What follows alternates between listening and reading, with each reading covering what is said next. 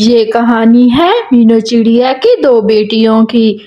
देखते हैं कि मीनू चिड़िया के साथ इसकी सास क्या करती है। मीनू चिड़िया को किस तरह से घर से धक्के दे के निकालती है। मीनू चिड़िया घर के आंगन में झाड़ू देती और बहुत सारा काम करती। वो बहुत अच्छे दिल की थी। मीनू चिड़िया की दो बेटियां होती हैं और इनको पालने पोसने और सारा दिन बर्तन भी धोती। मीनू चिड़िया सारा वक्त हर काम करती। ये कोची अपने घर का सारा काम करती। इसका पति कोई घटना से मर जाता है। मीनू चिड़िया अपनी सास के साथ रहती। उसकी दो बेटियां थी और खाना पकाती है। मैं जल्दी जल्दी पका लूं, जल्दी जल्दी से पकाती हूँ, कहीं मेरी सास बुरा न मान जाए। ऐसे ही मीनू चिड़िया खाना पका रही थी तो इसकी एक बेटी आती है। बेटा क्या हुआ, क्या बात है? मम्मा मम्मा बहुत भूख लग रही है, जल्दी जल्दी मेरी बहन पिंकी के लिए भी दे दो। ऐसे ही नीलो और पीलो के लिए भी ले जाती है। एक का नाम नीलो था, एक का नाम पीलो। दोनों बच्चों को खाना देती है और जल्दी जल्दी ले जाओ, आप भी खाओ। अच्छा मामा मैं ले जाती हूँ, बहना को भी खिलाती हूँ। अपनी सास के लिए भी लेके आती है मीनू चिड़िया। है मेरे लिए सिर्फ एक रोटी लेके आई हो, सारी रोटियां अपनी बेटियों को खिला दी। चल चल चल, ये उठा के फेंकती हूँ। ये मुझे दो रोटियां देनी है थी, दो, एक क्यों दी थी? ऐसे ही मीनू चिड़िया की सास झाड़ू उठा लेती है। चल चल चल चल निकलो, सारा खाना खा जाती हो, जो भी पकाती हो, मुझे बस एक रोटी दी। चल सारा बार तो मैं चुक रही हूँ तुम्हें खिलाने में। मीनू चिड़िया को घर से निकाल देती है। उसकी साथ बड़ी ही गुस्से वाली थी। मीनू चिड़िया फिर रोते रोते अपनी बेटियों को लेके कहाँ जाऊंगी मैं? है ऐसे ही फिर अपनी बेटियों को जंगल में ले जाती है। ऐसे ही चलते चलते बहुत दूर जाती है। बच्चों को नदी से पानी पिलाती है। मीनू चिड़िया फिर अपने बच्चों को फिर आगे चलते चलते घने जंगल में आ जाती है। बच्चों बहुत देर हो गई है, मम्मा मम्मा हमें पानी पीना है, मम्मा प्यास लग रही है और भूख भी लग रही है। बच्चों हम चल रहे हैं। ऐसे ही नदी पे आ जाते हैं। मम्मा मम्मा हम पानी पी ले, ठंडा ठंडा पानी है, देखो अंगूर की बेल पे अंगूर भी लगे हुए हैं। मम्मा ये अंगूर की बेल अच्छी लग रही है, हम इधर सेफ लग रहे हैं। अच्छा बच्चों आप लोग अंगूर की बेल के नीचे बैठो। मम्मा हम ऊपर चढ़ जाए क्या? ऊपर बैठेंगे हमें कोई चीज खा भी नहीं जाएगी जब तक आप कोई तिनके ले आओ। ऐसे ही मम्मा चिड़िया उड़ते उड़ते तिनके लेने चली जाती है। इधर अंगूर की बेल इनसे बात करना शुरू कर देती है और अंगूर की बेल सारा कुछ सुन लेती है और अंगूर की बेल बहुत अच्छी होती है। हे हम इधर घोंसला आप ही कहाँ बनाएंगे? अच्छा पिंकी हम इधर मम्मा बना लेगी। ऐसे ही फिर अंगूर की बेल कहती है, बच्चों आप क्यों परेशान हो रहे हो? मुझसे जितने चाहो अंगूर खाओ और मैं आप लोगों को एक अंगूर का घर बना के देती हूँ, आप लोग उसमें रहना और हंसी खुशी। ऐसे ही फिर अंगूर की बेल बच्चों को एक घर बना के अंगूरों का देती है। हे बड़ा ही अच्छा है आप ही। ऐसे ही अंगूर की बेल फिर से चुप हो जाती है इन बच्चों को देख के, क्योंकि ये बच्चे चुलबुले थे और आप एक दूसरे के साथ बहुत प्यार करते थे। मम्मा आएगी कितना खुश हो जाएगी पिंकी बेल। ऐसे ही मम्मा चिड़िया तिनकों से एक घोंसला बना देती है। अच्छा आज की रात मेरी बच्चियां इसमें सेफ रहेंगी, मुझे कोई डर नहीं रहेगा। फिर लकड़ियां जमा करूंगी तो 3-4 दिन लग जाएंगे। मैं उसी का घर पक्का बना के अपने बच्चों को बिठाऊंगी। मम्मा चिड़िया वो घोंसला लेके चली जाती है। देखती है कि मामा मामा पीछे तो देखो, पीछे तो देखो। मामा चिड़िया को पता नहीं था, देखती है उसको एक अंगूर का घर नजर आता है और मामा चिड़िया हक्के बक्के रह जाती है। बच्चों, ये अंगूर का घर यहाँ कैसे? मम्मा, ये अंगूर की बेल हमारी दोस्त है, उसने हमें ये अंगूर का घर बना के दिया। हे बच्चों, फिर चलो अंदर हम घोंसला रख के बैठते हैं। मम्मा चिड़िया के आंखों में आंसू आ जाते हैं। मम्मा चिड़िया इस घर को देख के खुश हो जाती है। बच्चे भी बहुत खुश थे। चिड़िया का एक खेत था जो कि गाजरों का खेत था। बुढ़िया जी गाजरों का खेत में अपनी सारा घर बार चलाती और बुढ़िया इन खेतों से अपने लिए कुछ न कुछ खरीदती, जैसे आटा, घी, आलू, ये सब नहीं उगाती। बस थोड़े से ही फसल थी जो कि घास और गाजरे थी। अच्छा, फिर मैं अगले दिन आऊंगी, इनको फिर से पानी दूंगी। फिर बुढ़िया वहां से चली जाती है।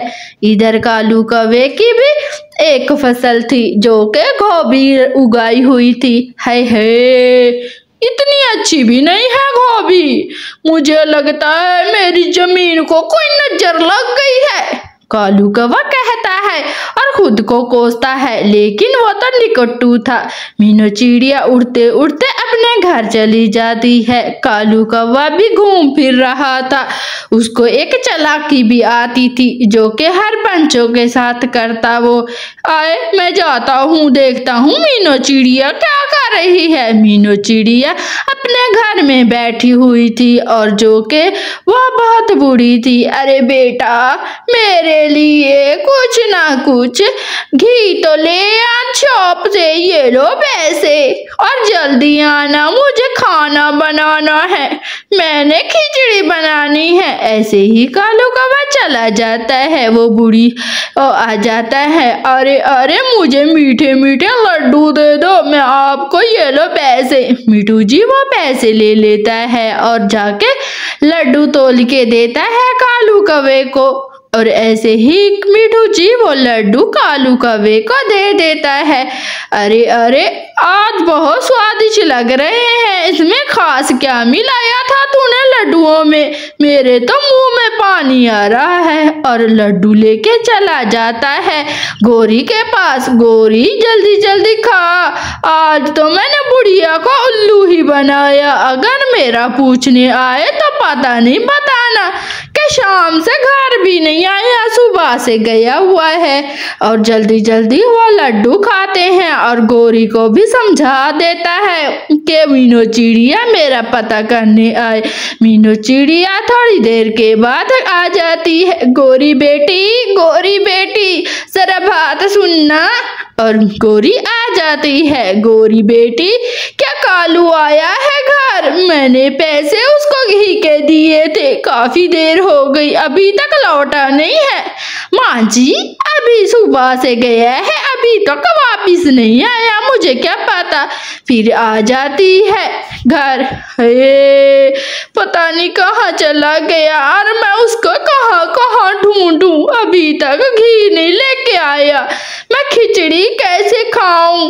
वो तो चिपकती है। सुबह से शाम हो जाती है। कालू कौवा अपने घर लौट जाता है क्योंकि वह छुपा हुआ था। ऐसे ही मीनू चिड़िया कालू के पास आती है। कालू भैया, आपको पता है क्या आप मीनू चिड़िया के पैसे खा गए हो?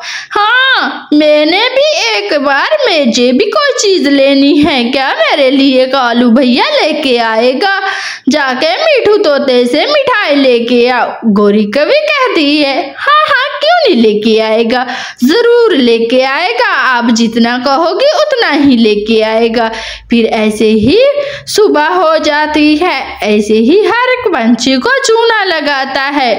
इधर कबूतर भी टमाटर लेके आया हुआ था। मैं जल्दी जल्दी टोकरी को रख के पानी पीता हूँ। कालू भैया बैठो।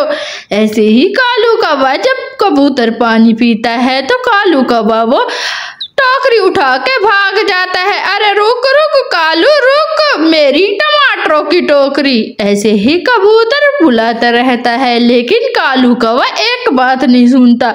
वो टोकरी उठा के गौरी के पास आता है। कालू जी ये ताजे ताजे टमाटर कहाँ से लाए हो? कालू जी ये टमाटर बड़ा ही रसीले लग रहे हैं, मैं खा लूं क्या? हाँ गौरी खा लो जितने खानी है, कबूतर के चुरा के लाया हूँ, नदी पे उठा के बैठा था, पानी पीने गया मैं लेके आ गया। ऐसे ही फिर कालू कौवा गौरी को खिला के चला जाता है। हर वक्त इधर उल्लू सेठ भी एक चिप्स बना के बैठा हुआ था और लाल मिर्चों की चटनी भी बना के बैठा हुआ था। हे बड़ी ही तीखी है और मिर्ची भी तेज है, मैं ऐसा करता हूँ पहले पानी पी के आता हूँ। कालू इधर उल्लू सेठ चला जाता है। कालू कौवा देख रहा था और उसकी ताड़ में था कि जाके और खाता है।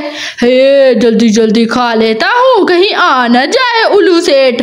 ऐसे ही फिर उल्लू के चिप्स और चटनी सारा कुछ कालू कौवा वो खा रहा था और यमी यमी कर रहा था, सारे चट कर देता है। उल्लू सेठ जब पानी पी के आता है, ओए चल मैं आकर तुझसे पूछता हूँ, सारे मेरे चिप्स और चटनी खा गया, मुश्किल से तो आलू लेके आया था, अब मैं तुझसे पूछता हूँ। ऐसे ही फिर उल्लू सेठ गुस्से में आ जाता है और उल्लू सेठ फिर चला जाता है कालू के घर। अरे कालू जी क्या हुआ, आज आके पेट भर के क्यों सोए हुए हैं, कुछ मेरे लिए नहीं लाए क्या?